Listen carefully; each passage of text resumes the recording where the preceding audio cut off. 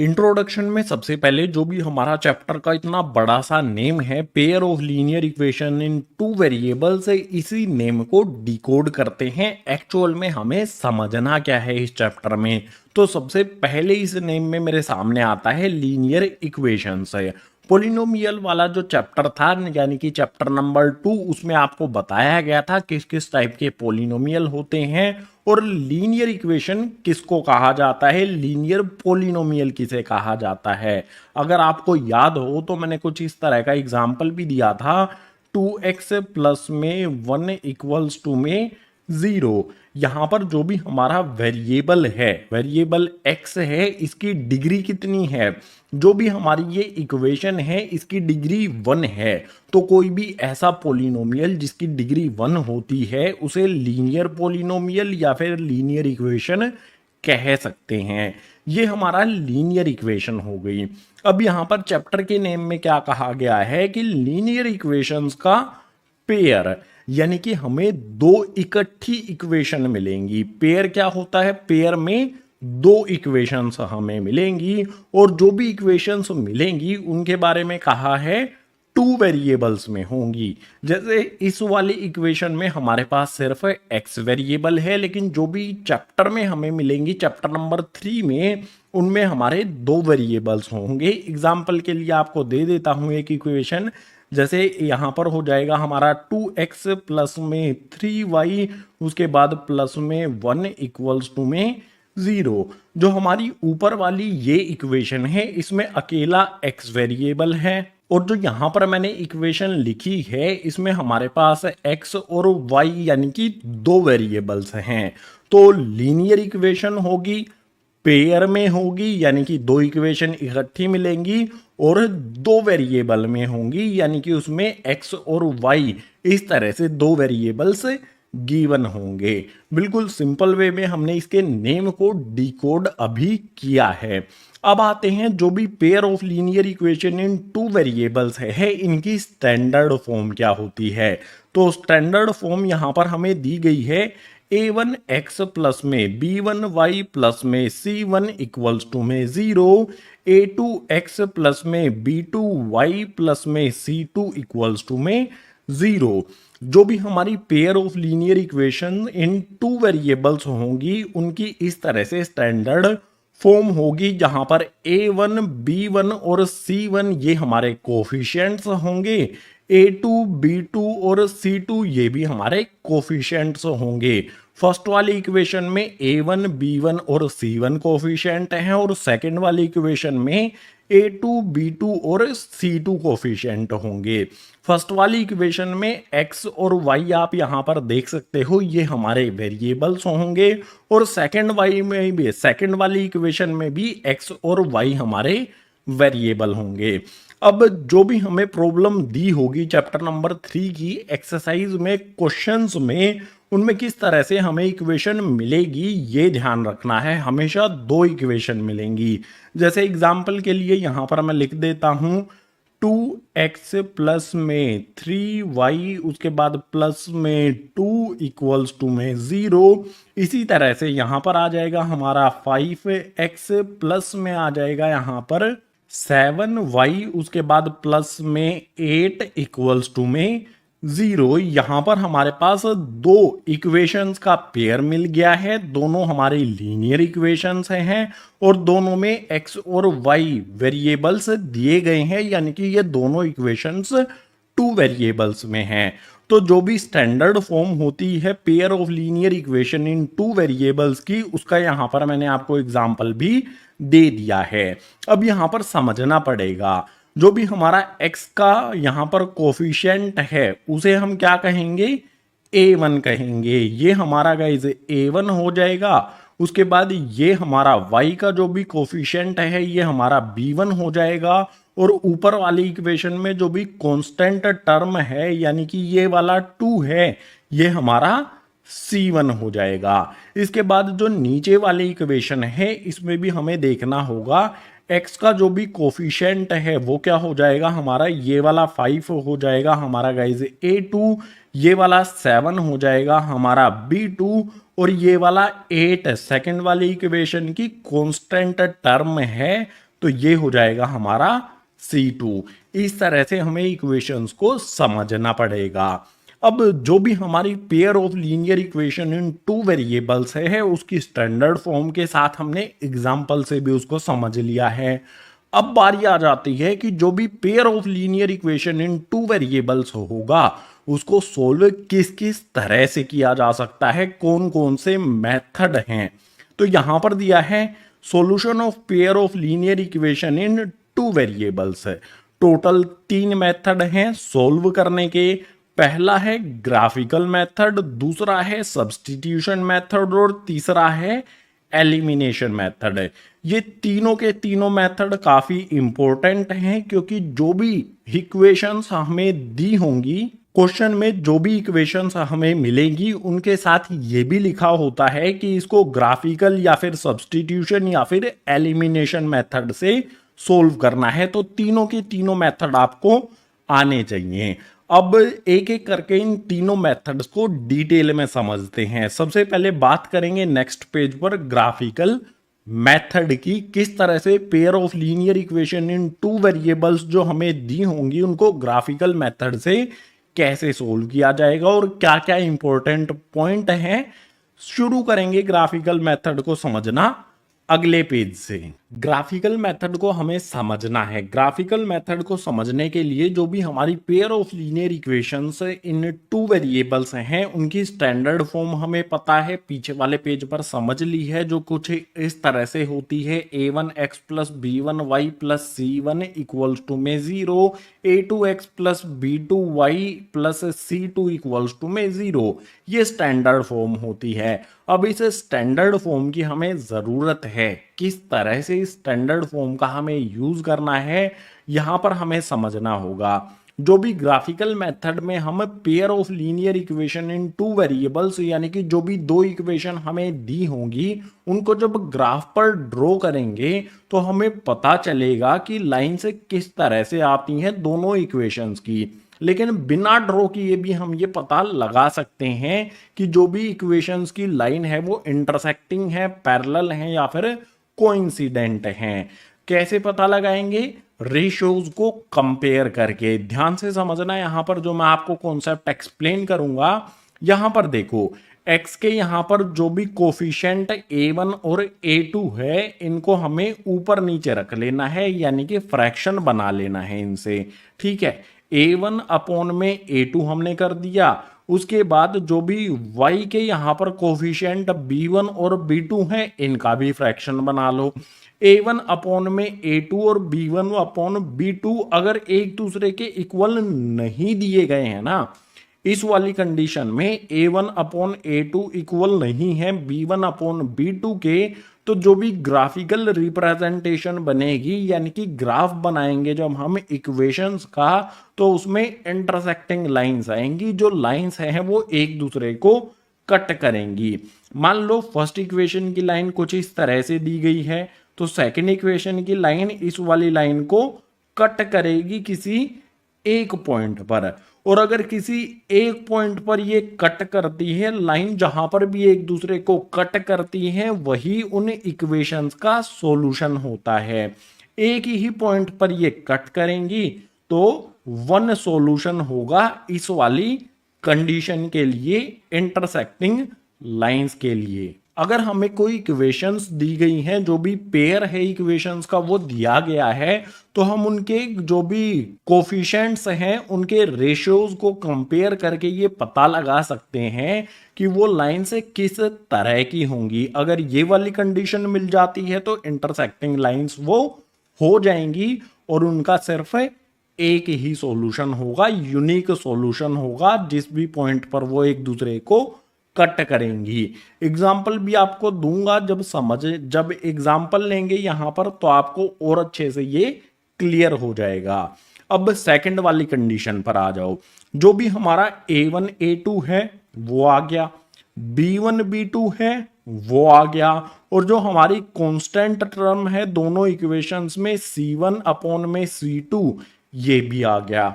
अगर a1 upon a2, b1 upon b2 और c1 upon c2 ये तीनों रेशियो एक दूसरे के इक्वल अगर आ जाएं, ये तीनों फ्रैक्शन अगर एक दूसरे के इक्वल आ जाएं तो जो लाइंस है ना, जो भी हमारी pair of linear equation in two variables है, दोनों इक्वेशन की लाइन है वो किस तरह की आएगी, कोइंसिडेंट लाइन है। यानी कि मान लो फर्स्ट इक्वेशन की लाइन हमारी कुछ इस तरह से दी गई है, तो जो सेकंड इक्वेशन की लाइन है वो बिल्कुल इसी के ऊपर आएगी, बिल्कुल ऊपर इसको कवर कर लेगी, कोइंसिडेंट लाइन यानी कि लाइन के ऊपर लाइन आ जाएगी। अगर कोइंसिडेंट लाइन है यानी कि जो भी दो लाइंस हैं वो एक दूसरे को हर एक पॉइंट पर मिलती हैं, हर एक पॉइंट पर वो एक दूसरे को टच करती हैं, तो इस कंडीशन में जो सॉल्यूशन है वो कितने हो जाएंगे, many solution, infinite many solution, यानी कि अनगिनत सॉल्यूशन होंगे। इस वाली कंडीशन के लिए आपको कंडीशन ये ध्यान रखनी है, काफी इंपॉर्टेंट है, इससे रिलेटेड एग्जाम्स में क्वेश्चंस आते हैं। अब थर्ड वाली कंडीशन पर आ जाओ, A1/A2 इक्वल है B1/B2 और इक्वल नहीं है ये C1/C2 के। फर्स्ट कंडीशन जो है वो ये है इस वाले पार्ट में कि A1/A2 इक्वल होना चाहिए B1/B2 के, लेकिन इक्वल नहीं होना चाहिए C1/C2 के। अगर ये वाली कंडीशन आ जाए तो जो लाइंस है ना वो पैरेलल्स होंगी दोनों इक्वेशंस की। यानी कि इस तरह से समझो, मान लो फर्स्ट इक्वेशन की ये वाली लाइन आ गई है ग्राफ पर, तो सेकंड वाली क्या होगी, इसी के पैरेलल होगी। जो इन दोनों के बीच का डिस्टेंस है वो कांस्टेंट रहेगा, ना तो ये लाइन एक दूसरे के पास आएंगी ना ही बिल्कुल दूरी बनाएंगी, एकदम समांतर ये चलती रहेंगी, बराबर हमेशा रहेंगी, पैरेलल रहेंगी। अब अगर पैरेलल लाइन से हैं तो कोई भी सॉल्यूशन नहीं होगा, क्योंकि सॉल्यूशन कहां पर होता है, जब लाइन किसी ना किसी पॉइंट पर एक दूसरे को टच करें, मीट करें। जैसे यहां पर एक सॉल्यूशन है क्योंकि एक पॉइंट पर टच करती हैं, कोइंसिडेंट में हर एक पॉइंट पर वो टच करती हैं, तो मैनी सॉल्यूशन हो गए। अब पैरेलल लाइंस वाली कंडीशन में तो वो एक दूसरे को कहीं पर भी टच करती ही नहीं है, तो इस वाली कंडीशन में जो थर्ड वाला हमारा ये पॉइंट है, इस वाली कंडीशन में कोई भी सॉल्यूशन नहीं होगा। बिल्कुल सिंपल सिंपल 3 पॉइंट मैंने आपको एक्सप्लेन कर दिए हैं। अब इसको एक्सप्लेन कर देता हूं एग्जाम्पल से। यहां पर हमारे पास एग्जाम्पल है, एग्जाम्पल से हम ये देखेंगे कि ये वाली जो pair of linear equation in two variables हमें दिए गए हैं, इसमें किस तरह की लाइंस होंगी। तो हमें सबसे पहले क्या करना है, A1/A2 इक्वल है B1/B2 के इक्वल है या नहीं, ये हमें चेक करना है। तो यहां पर देखो, जो भी हमारा ये x है इसका कोफिशिएंट, इसका जो भी नंबर पार्ट है कुछ भी नहीं है तो 1 होता है, तो यहां पर हमने अपनी तरफ से 1 लिख लिया। उसके डिनोमिनेटर में हमें क्या लिखना है, A2। तो A2 क्या होगा, नीचे जो x दिया गया है उसका मल्टीपल उसका कोफिशिएंट जो कि यहां पर है 2, तो यहां पर आ गया हमारा 2। इसके बाद इक्वल्स का साइन लगा लेते हैं, और यहां पर हमारा 3 है, नीचे हमारा -3 है, तो यहां पर आ गया 3, नीचे आ गया माइनस में 3। आप देख सकते हो यहां पर 1/2 आया है, यहां पर 3 में -3 आया है। ये वाला फ्रैक्शन और ये वाला फ्रैक्शन एक दूसरे के इक्वल नहीं है, तो बीच में जो साइन लगा है उसे कट कर देंगे। अब यहां पर कंडीशन हमारी क्या हो गई है कि A1/A2 इक्वल नहीं है B1/B2 के। ये वाला और ये वाला फ्रैक्शन एक दूसरे के लिए इक्वल, एक दूसरे के इक्वल नहीं है, तो जब भी हम इसका ग्राफ बनाएंगे ना, वहां पर इंटरसेक्टिंग लाइंस आएंगी, कुछ इस तरह की लाइंस आएंगी, और इन दोनों इक्वेशंस का, पेयर ऑफ लीनियर इक्वेशन का सिर्फ एक ही सॉल्यूशन है। इसको वेरीफाई भी कर देते हैं, बिल्कुल सिंपल है। अब हम इसका सॉल्यूशन यानी कि ग्राफ किस तरह से बनाना है, उसके लिए आपको इस तरह से 2 बॉक्सेस बनाने हैं। ठीक है, 2 बॉक्सेस आपको ध्यान से बना लेने हैं। यहां पर हम करेंगे ग्राफिकल रिप्रेजेंटेशन, जो भी हमारे एग्जाम्पल में हमें pair of linear equation in two variables given है। इस वाले में आ जाएगा हमारा x, इस वाले में आ जाएगा y। ये होगी हमारी गाइस फर्स्ट इक्वेशन, ये होगी हमारी सेकंड इक्वेशन। ये हमारा जो बॉक्स है ये फर्स्ट इक्वेशन के लिए है। इसी तरह का एक बॉक्स यहाँ पर भी बना लेंगे जो होगा हमारा सेकंड वाली इक्वेशन के लिए। ये हमारी सेकंड इक्वेशन के लिए बॉक्स है। अब इसमें भी हमें x और y ही लिखना है। यहाँ पर x लिख लेते हैं, यहाँ पर y लिख लेते हैं। अब जो भी मैं वर्क करूंगा ना वो रफली हम एक साइड में कर सकते हैं। जैसे फर्स्ट वाली इक्वेशन है हमारी x प्लस में 3y इक्वल्स टू में 6, एक साइड में यहाँ पर मैं लिख लेता हूँ x प्लस में 3y इक्वल्स टू में 6। इसमें क्या करता हूं मैं, सबसे पहले y को मैं 0 मान लेता हूं। ठीक है, ये फर्स्ट इक्वेशन के लिए हमारा बॉक्स है। y की जगह पर अगर मैं 0 पुट करूंगा तो x की वैल्यू क्या मिलेगी। ग्राफ बनाना आपको आता होगा, क्लास 9th में भी इस तरह के ग्राफ हमने ड्रॉ किए हैं। तो y की जगह पर मैं 0 पुट करता हूं इस वाली इक्वेशन में। x हमारा एज इट इज आएगा, प्लस का साइन लगा देंगे, 3 एज इट इज आएगा। y की जगह पर हम 0 पुट करेंगे, उसके बाद इक्वल्स टू में 6 हमारा एज इट इज आ जाएगा। अब x की वैल्यू क्या आएगी, x एज इट इज आएगा। 3 को यहाँ पर 0 में मल्टीप्लाई कर देंगे, किसी भी वैल्यू को 0 में मल्टीप्लाई करते हैं तो वो 0 के इक्वल हो जाती है। तो यहाँ पर जो भी हमारी ये वैल्यू है 3 को 0 में मल्टीप्लाई करने पर ये हो जाएगा हमारा 0 इक्वल्स टू में 6 है। जो भी x है उसकी वैल्यू क्या हो जाएगी, 0 अगर x में ऐड करेंगे तो x ही रहेगा, इक्वल्स टू में जो भी हमारा 6 है वो एज इट इज आ जाएगा। अगर y की जगह पर मैंने 0 पुट किया है तो x की वैल्यू मुझे मिलती है 6। बिल्कुल इसी तरह से एक बार x को 0 करके देख लेते हैं। ठीक है, यहां पर मैंने लिखा x की जगह पर मैंने पुट करना है अब की बार 0। x की जगह पर अगर मैं 0 पुट करता हूं तो यहां पर प्लस का 3y एज इट इज आएगा, इक्वल्स टू में 6 आ जाएगा। 0 प्लस में 3y करेंगे, 3y में 0 ऐड करेंगे, यानी कि कुछ भी ऐड नहीं कर रहे हैं तो 3y हमारा एज इट इज रहेगा, इक्वल्स टू में 6 हो जाएगा। हमें y की वैल्यू फाइंड करनी है तो y इक्वल्स टू में जो भी 6 है वो एज इट इज रहेगा। 3 हमारा कैसे है, मल्टीप्लाई में है, दूसरी तरफ शिफ्ट करेंगे तो ये हो जाएगा डिवाइड में।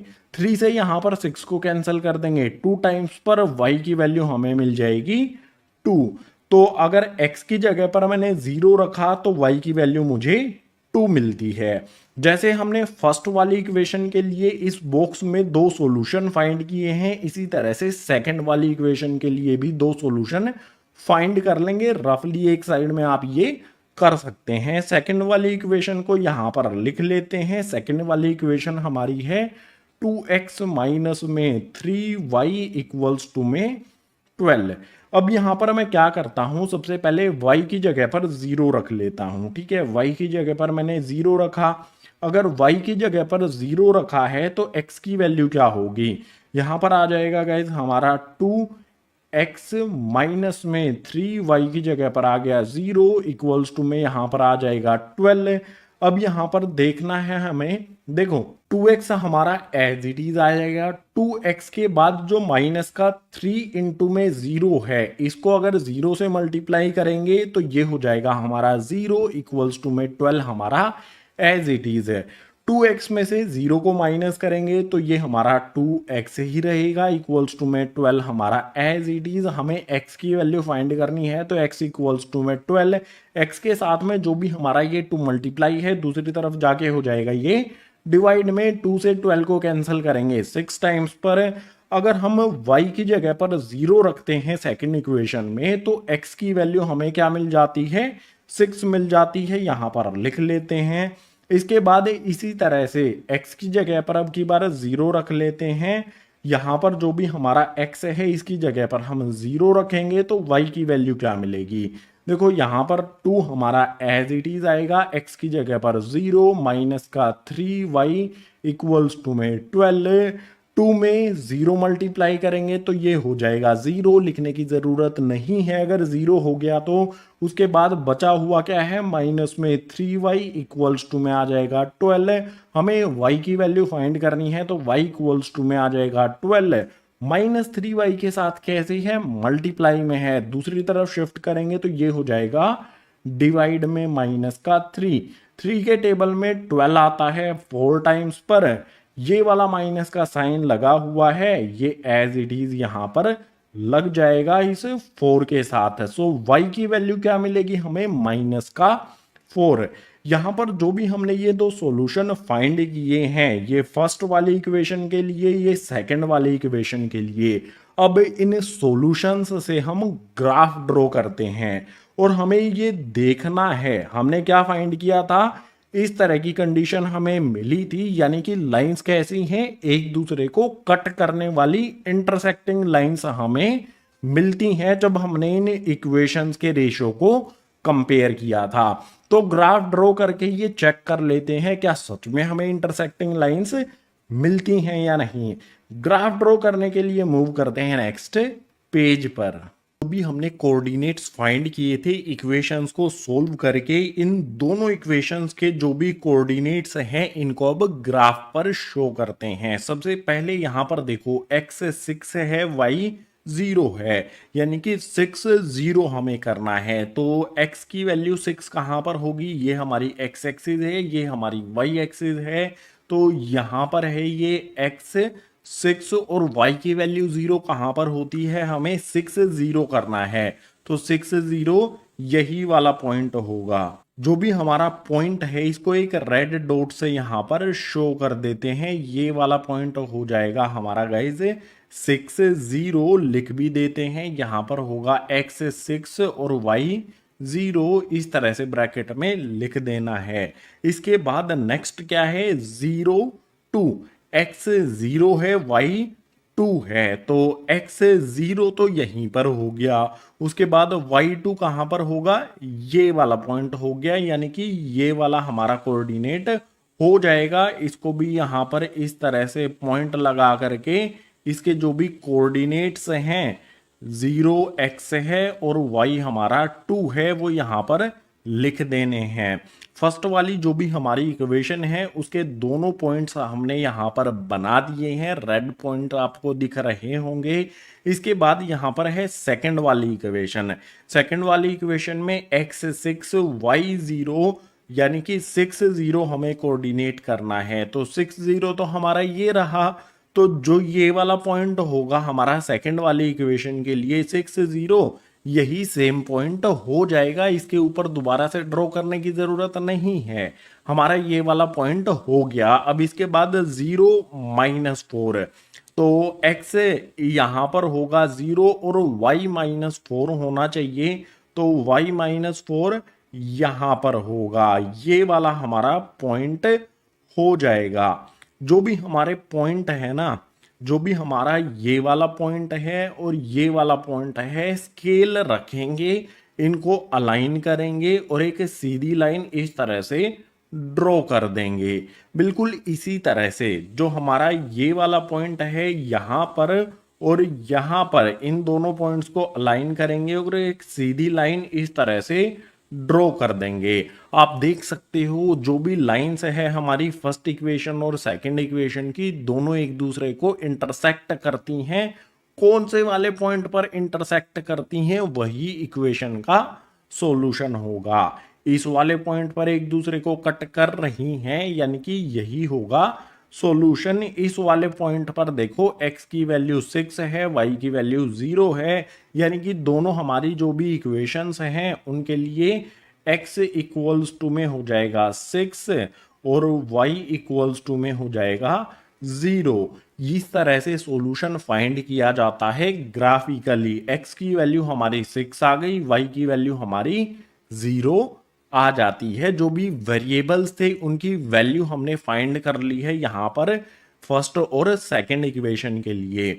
जो भी लाइंस है ना उनको अच्छी तरह से ड्रॉ कर दोगे, जहां पर भी कट करेगा वहीं पर हमारी x और y की वैल्यू मिल जाएगी। ग्राफिकल जो मेथड था वो हमने कंप्लीट कर लिया है एग्जाम्पल के साथ।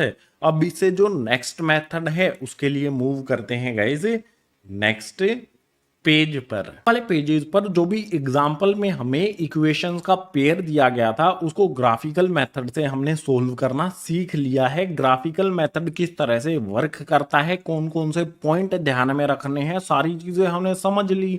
अब मान लो क्वेश्चन में हमें ये बोल दिया गया है कि ये इक्वेशंस का पेयर दिया गया है, इस इक्वेशन के पेयर को हमें सब्स्टिट्यूशन मेथड से सोल्व करना है। तो हमें सब्स्टिट्यूशन मेथड से सोल्व करना पड़ेगा। अगर ग्राफिकल मेथड से सोल्व करेंगे तो एग्जाम में मार्क्स नहीं मिलेंगे। तो सेकंड जो मेथड है pair of linear equation in two variables को सोल्व करने का, सब्स्टिट्यूशन मेथड, इसको समझते हैं इस वाले पेज पर। जो पीछे वाले पेजेस पर एग्जाम्पल लिया था वही दो इक्वेशंस हमारी यहाँ पर हैं। ऊपर वाली हो जाएगी हमारी फर्स्ट इक्वेशन, नीचे वाली हो जाएगी हमारी सेकेंड इक्वेशन है। सब्स्टिट्यूशन मेथड में किसी भी एक इक्वेशन से वेरिएबल की वैल्यू को फाइंड करके दूसरी वाली इक्वेशन में वेरिएबल की जगह पर पुट कर दिया जाता है, तो उसे सब्स्टिट्यूशन मेथड कहा जाता है और जो भी वेरिएबल्स हैं उसकी वैल्यू हमें मिल जाती है। अब ये वर्क कैसे करता है, कोई भी हमारी एक इक्वेशन हमें उठा लेनी है, चाहे फर्स्ट इक्वेशन उठा लो चाहे सेकंड इक्वेशन उठा लो। चलो फर्स्ट इक्वेशन से इसको सोल्व करते हैं। तो यहां पर मैं लिखता हूं फ्रॉम इक्वेशन फर्स्ट। फर्स्ट वाली इक्वेशन से हम इसको सोल्व करेंगे। फर्स्ट वाली इक्वेशन को यहां पर लिख लेते हैं जो कि है हमारी x प्लस में 3y इक्वल्स टू में 6 है। अब इस इक्वेशन में हमें ध्यान क्या देना है, जो भी हमारी ये इक्वेशन है ना, इसमें हम एक वेरिएबल की वैल्यू फाइंड कर लेंगे, या तो x की फाइंड कर लें या फिर y की फाइंड कर लें, कोई भी एक फाइंड कर लो अपनी तरफ से। मैं x की कर लेता हूं। x वेरिएबल की वैल्यू को फाइंड करने का मतलब होगा कि x तो यहां पर रहेगा, x के अलावा जो कुछ भी इस साइड में है सब कुछ दूसरी तरफ भेज दो। दूसरी तरफ पहले से हमारे पास 6 है, उसके बाद 3y यहां पर प्लस का है, दूसरी तरफ इसको शिफ्ट करेंगे तो ये हो जाएगा माइनस का 3y। ये हो गई हमारी गाइस थर्ड इक्वेशन। थर्ड वाली इक्वेशन में हमारे पास मिला क्या है, हमें x की वैल्यू हमें मिली है। x किसके इक्वल है, 6 माइनस में 3y के। जो भी ये x की वैल्यू है, इस x की वैल्यू को सेकंड वाली इक्वेशन में x की जगह पर सब्स्टिट्यूट कर देंगे, इसीलिए इस मेथड का नाम रखा गया है सब्स्टिट्यूशन मेथड। तो यहां पर लिखूंगा substitute the value of x in A second equation. जो भी हमारी ये x की वैल्यू है, इस वैल्यू को सेकेंड इक्वेशन में हम x की जगह पर सब्स्टिट्यूट कर देंगे, बदल देंगे। तो जो भी सेकेंड इक्वेशन है उसको एज इट इज यहां पर लिख लेते हैं। 2x माइनस में 3y इक्वल्स टू में आ जाएगा हमारा 12। सेकेंड इक्वेशन अभी हमने यहां पर एज इट इज लिखी है, इसमें ये रहा x, इस x की जगह पर ये वाली वैल्यू रख देंगे, जो भी x की वैल्यू है 6 माइनस में 3y। तो 2 हमारा एज इट इज, x की जगह पर हमें इसकी वैल्यू ये रखनी है जो कि है 6 माइनस में 3y, उसके बाद ब्रैकेट क्लोज करके x की जगह पर हमने ये रख दिया। उसके बाद जो भी ये वैल्यूज हैं एज इट इज आ जाएंगी, माइनस में 3y इक्वल्स टू में 12। अब इसको सोल्व कर लेना है। सबसे पहले ब्रैकेट को सोल्व करेंगे। ब्रैकेट को सोल्व करने के लिए ये वाला 2 6 में भी मल्टीप्लाई होगा और 3y में भी मल्टीप्लाई होगा। 2 को 6 में मल्टीप्लाई करेंगे तो ये हो जाएगा 2 6 12, उसके बाद माइनस का साइन एज इट इज। 2 को 3y में मल्टीप्लाई करेंगे, 2 3 6 हो जाएगा और y हमारा एज इट इज, उसके बाद माइनस का 3y आ जाएगा और इक्वल्स टू में आ जाएगा 12 है। आगे इसको सोल्व करेंगे तो जो भी y वाली टर्म्स है उनको हमें कैलकुलेट करना है। यहां पर माइनस 6y है, माइनस 3y है, दोनों माइनस वाली वैल्यूज हैं। माइनस वाली वैल्यूज हैं तो साइन माइनस का ही रहेगा, लेकिन दोनों ऐड हो जाएंगी। 6y और 3y ये हो जाएगा हमारा गाइस 9y इक्वल्स टू में हमारा 12 एज इट इज। ये वाला 12 अभी भी हमने नहीं लिखा है। इस वाले 12 को यहां पर ये वाला 12 कैसा है, प्लस का है, दूसरी तरफ शिफ्ट कर देंगे तो ये हो जाएगा 12 माइनस का। अब यहाँ पर इसको आगे सोल्व करेंगे तो y हमारा, चलो आगे यहाँ पर सोल्व कर लेते हैं, काफ़ी जगह है हमारे पास पेज पर।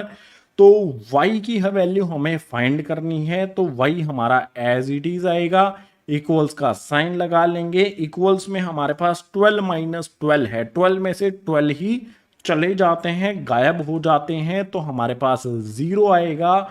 उसके बाद y के साथ में यहाँ पर माइनस का 9 है, माइनस का 9 है। कैसे है y के साथ, ये मल्टीप्लाई में है, दूसरी तरफ शिफ्ट करेंगे तो हो जाएगा ये डिवाइड में माइनस का 9 है। अब y की वैल्यू क्या मिलेगी हमें, 0 अपॉन में माइनस 9 है, तो ये 0 के इक्वल ही होता है। y की वैल्यू तो हमें यहां पर 0 मिल जाती है, एक वेरिएबल की वैल्यू हमें मिल गई। दूसरे वेरिएबल की वैल्यू फाइंड करने के लिए क्या करेंगे, जो भी y की वैल्यू हमें मिली है उसको थर्ड वाली इक्वेशन में पुट कर देंगे। तो यहां पर मैं लिखता हूं put y equals to 0 in equation third. जो भी y की वैल्यू हमें मिली है उसको थर्ड वाले इक्वेशन में पुट कर देंगे। तो थर्ड वाले इक्वेशन को यहां पर एज इट इज लिखता हूं, जो कि हमारी है x इक्वल्स टू में 6 माइनस में 3y। x यहां पर एज इट इज आएगा, इक्वल्स टू में 6 आ जाएगा, माइनस का साइन एज इट इज 3 भी आ जाएगा। उसके बाद y की जगह पर क्या होगा, y की वैल्यू हमें 0 मिली है, तो इस वाले y की जगह पर भी हम 0 रख देंगे, इतना ही सिंपल है। 0 रखा, अब इसे कैलकुलेट कर लेंगे, x as it is equals to में 6 आ जाएगा, माइनस का साइन लगाएंगे, 3 को 0 में मल्टीप्लाई करेंगे तो ये हो जाएगा 0। अब जो भी हमारा x है उसकी वैल्यू क्या होगी, x इक्वल्स टू में 6 में से 0 को माइनस करेंगे तो x की वैल्यू हमें मिल जाएगी 6 है। जो भी हमें पेयर ऑफ लीनियर इक्वेशंस दिया गया था, यहां पर हमें y की वैल्यू मिल जाती है और यहां पर हमें नेक्स्ट, यहां पर हमें x की वैल्यू मिल जाती है। किस तरह से सब्स्टिट्यूशन मेथड वर्क करता है एग्जाम्पल के साथ मैंने आपको एक्सप्लेन कर दिया है। बिल फिर से बता देता हूं, कोई भी एक इक्वेशन उठाएंगे, उसमें से वेरिएबल की वैल्यू फाइंड करेंगे, जैसे यहां पर हमने x की फाइंड की है। उसके बाद जो भी वैल्यू मिली है उससे दूसरी वाली इक्वेशन में, यानी कि सेकंड वाली इक्वेशन में x के जगह पर वही x की वैल्यू पुट कर देंगे और सोल्व कर लेंगे। तो जो भी वेरिएबल्स हमारे x और y हैं उनकी इजीली वैल्यू फाइंड की जा सकती है। सब्स्टिट्यूशन मेथड से पेयर ऑफ लीनियर इक्वेशन को इस तरह से सोल्व किया जा सकता है। सब्स्टिट्यूशन मेथड हो जाता है कंप्लीट। अब इससे नेक्स्ट जो मेथड है ना, इन्हीं दोनों इक्वेशंस को एक नया मेथड है जिसे कहते हैं एलिमिनेशन मेथड। थर्ड वाला मेथड उससे भी सोल्व करके आपको बता देता हूं। एलिमिनेशन मेथड क्या होता है इसको समझते हैं नेक्स्ट पेज पर। Pair of linear equation in two variables को सोल्व करने का लास्ट मेथड है guys elimination method. Elimination method में जो भी हमें pair of linear equation in two variables दिए गए हैं, इनमें से हमें किसी भी एक वेरिएबल को कट करना होगा, एलिमिनेट करना होगा, भगाना होगा। किस तरह से किया जाता है ये, इसके लिए हमें थोड़ा से दिमाग के घोड़े भी दौड़ाने होंगे। अब एग्जाम्पल में हमारे पास वही दो इक्वेशन है जिसको हमने ग्राफिकल मेथड से भी सोल्व किया था, सब्स्टिट्यूशन मेथड से भी सोल्व किया था। तो ऊपर वाली हमारी फर्स्ट इक्वेशन, नीचे वाली हमारी सेकंड इक्वेशन, सेम वही चीज अभी तक जो हमने की है पीछे वाले पेजेस पर ग्राफिकल या फिर सब्स्टिट्यूशन मेथड में, वही हमने एलिमिनेशन में की है अभी तक, कि फर्स्ट और सेकंड इक्वेशन हो गई। अब इनको एलिमिनेशन मेथड से सोल्व कैसे करना है, देखो एलिमिनेशन मेथड से सोल्व करने के लिए एक कंडीशन की जरूरत हमें होती है, और वो कंडीशन क्या है कि या तो हमारी एक्स वाली जो टर्म्स है ना वो बिल्कुल सेम होनी चाहिए। जैसे यहाँ पर x है तो यहाँ पर भी x होना चाहिए, या फिर यहाँ पर 2x है यहाँ पर भी 2x होना चाहिए, इक्वल होनी चाहिए टर्म्स की वैल्यू, या तो x वाली टर्म्स की वैल्यू या फिर y वाली टर्म्स की वैल्यू। जैसे यहाँ पर प्लस का 3y है तो यहाँ पर भी अगर प्लस का 3y होता तो इजी हम इनको सोल्व कर पाते। लेकिन अगर इक्वल नहीं है, ना तो x वाली टर्म्स यहाँ पर इक्वल हैं, ना ही y वाले टर्म्स इक्वल हैं। बहुत सारे कहेंगे कि y वाली टर्म्स तो इक्वल हैं, लेकिन भैया यहाँ पर ये प्लस में है, ये वाली माइनस में है, इक्वल नहीं है वो। अगर दोनों प्लस में होती या फिर दोनों माइनस में होती तो इक्वल होती। ना तो x वाली यहाँ पर इक्वल है, ना ही y वाली हमारी यहाँ पर इक्वल है। तो हम इनको खुद से इक्वल करेंगे। अगर हमें इक्वल नहीं मिलती हैं तो हमें इक्वल करना होगा। जैसे यहाँ पर 2x है तो इसको भी हमें 2x बनाना होगा। और 2x बनाने के लिए क्या करें, जो भी हमारी फर्स्ट इक्वेशन है, इस पूरी इक्वेशन को अगर मैं 2 से मल्टीप्लाई कर दूं, 2 से x को मल्टीप्लाई करूंगा तो 2x बन जाएगा। बना कि नहीं बना? तो करते हैं इस इक्वेशन को मल्टीप्लाई। तो यहां पर मैं लिखता हूं मल्टीप्लाई इक्वेशन फर्स्ट बाय 2। जो भी हमारी फर्स्ट इक्वेशन है इसको मैं 2 से मल्टीप्लाई कर देता हूं। यहां पर मैंने लिखा 2 ब्रैकेट लगा के, जो भी हमारी फर्स्ट इक्वेशन है एज इट इज यहां पर उतार दूंगा। फर्स्ट वाली इक्वेशन हमारी x प्लस में 3y इक्वल्स टू में 6 ब्रैकेट क्लोज है। इसको मल्टीप्लाई करेंगे, यहां पर 2 को x से मल्टीप्लाई करूंगा तो ये हो जाएगा 2x। उसके बाद प्लस का साइन एज इट इज। 2 को यहां पर 3y से मल्टीप्लाई करूंगा, 2 3 जा 6, y हमारा एज इट इज इक्वल्स का साइन एज इट इज। 2 को यहां पर 6 से मल्टीप्लाई करेंगे तो ये हो जाएगा हमारा 12। जो यहां पर हमारी एक नई इक्वेशन हमें मिल गई है, फर्स्ट वाले इक्वेशन को 2 से मल्टीप्लाई करने के बाद ये हो जाएगी गाइज हमारी थर्ड इक्वेशन। अब जो भी हमारी सेकंड इक्वेशन है और थर्ड इक्वेशन है, इनको हमें देखना है। हम क्या कर सकते हैं कि जो भी हमारी थर्ड इक्वेशन है उसमें से सेकंड वाली इक्वेशन को माइनस कर सकते हैं। तो यहां पर उसके लिए मैं लिखता हूं सब्ट्रैक्ट में देखना है। हम क्या कर सकते हैं कि जो भी हमारी थर्ड इक्वेशन है उसमें से सेकंड वाली इक्वेशन को माइनस कर सकते हैं। तो यहां पर उसके लिए मैं लिखता हूं subtract equation second from third. Third equation में से सेकंड इक्वेशन को हम सब्ट्रैक्ट करेंगे। और सब्ट्रैक्ट कैसे करना है, थर्ड में से सेकंड को करेंगे तो थर्ड वाली इक्वेशन यहां पर लिखी जाएगी सबसे पहले, जो कि हमारी है 2x प्लस में आ जाएगा 6y और इक्वल्स टू में आ जाएगा 12। इसके बाद थर्ड में से सेकंड इक्वेशन को करना है तो इसी के नीचे लिखी जाएगी हमारी सेकंड वाली इक्वेशन, जो कि हो जाएगी हमारी 2x माइनस में आ जाएगा 3y इक्वल्स टू में आ जाएगा हमारा 12। हमें थर्ड इक्वेशन में से सेकंड इक्वेशन को माइनस करना है तो यहां पर एक लाइन लगा करके माइनस का साइन लगा देंगे। अब यहां पर देखो 2x है, माइनस करेंगे इसमें से 2x को तो 0 हो जाएगा, यानी कि ये वाली वैल्यूज कैंसिल हो जाएंगी। 2x में से 2x माइनस होने पर 0 हमें मिलेगा। डायरेक्ट इस तरह से हम कट भी कर सकते हैं। अब इसे नेक्स्ट यहां पर देखो, यहां पर है 6y, हमें माइनस करना है इसमें से -3y को। एक साइड में लिखो इसे, 6y है, इसमें से हम माइनस करेंगे। ये वाला माइनस साइन कौन सा आया है, ठीक है ये वाला, और ये वाला माइनस का साइन भी हमें लगाना होगा। तो माइनस में 3y, तो यहां पर क्या होगा 6y। उसके बाद माइनस माइनस ये हो जाएगा हमारा प्लस में 3y। 6y प्लस में 3y करेंगे तो हमें मिल जाएगा 9y। या फिर इस तरह से भी आप समझ सकते हो, माइनस माइनस ये हो जाएगा हमारा प्लस। 6y में से 3y को माइनस करेंगे, मतलब 6y में से माइनस करेंगे -3y को, तो यहां पर मिलेगा हमें 9y। उसके बाद इक्वल्स का साइन लगा करके 12 में से माइनस करेंगे 12 को, यहां पर आ जाएगा हमारा 0, यानी कि 12 में से 12 माइनस हो जाएगा। या फिर इस तरह से कट भी कर सकते हैं। जो भी हमें यहां पर ये वैल्यू मिली है, यहां से y की वैल्यू इजीली फाइंड कर सकते हैं इस इक्वेशन से। तो y एज इट इज आ जाएगा, इक्वल्स टू में 0 आ जाएगा। y के साथ में यहां पर ये क्या है 9 मल्टीप्लाई में है, दूसरी तरफ शिफ्ट करेंगे तो ये हो जाएगा डिवाइड में। आगे इसको सोल्व करेंगे तो y इक्वल्स टू में 0 अपॉन में 9 है, यहां पर एक लाइन लगा लेता हूं। y की वैल्यू क्या हो जाएगी हमारी, 0 अपॉन में 9 है तो ये हो जाएगा हमारा 0 के y की वैल्यू हमारी 0 हमें मिल जाती है। जो भी y की वैल्यू हमें मिली है, इस y की वैल्यू को फर्स्ट या फिर सेकंड किसी भी एक इक्वेशन में पुट कर देंगे तो हमें x वेरिएबल की वैल्यू भी इजीली मिल जाएगी। तो यहां पर मैं फर्स्ट इक्वेशन को लिख लेता हूं, जो कि है हमारी x प्लस में 3y इक्वल्स टू में आ जाएगा 6। जो भी हमने ये रफ वर्क किया है इसे हटा देता हूं और यहां पर मैं लिख देता हूं put y equals to 0 in equation first. जो भी हमारी फर्स्ट इक्वेशन है उसमें y की जगह पर हम 0 पुट करेंगे।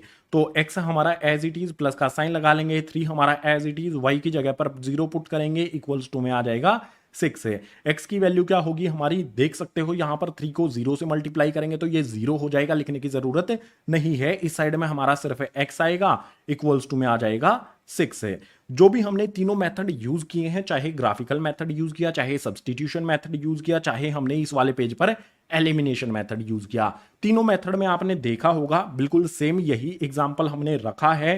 तीनों मेथड में हमारी y की वैल्यू 0 मिली है हमें हर बार और x की वैल्यू हमें 6 मिली है। मेथड अलग अलग हो सकते हैं और मेथड हमें सारे के सारे आने चाहिए, ग्राफिकल भी आना चाहिए, एलिमिनेशन भी आना चाहिए और सब्सटीट्यूशन भी आना चाहिए, क्योंकि हर एक मेथड से एग्जाम्स में हमसे क्वेश्चन पूछे जा सकते हैं। तीनों मेथड को समझना है और जो भी क्वेश्चंस है उनको इजीली सोल्व कर लेना है। सो ये था last method chapter number 3 pair of linear equation in two variables को सोल्व करने के लिए।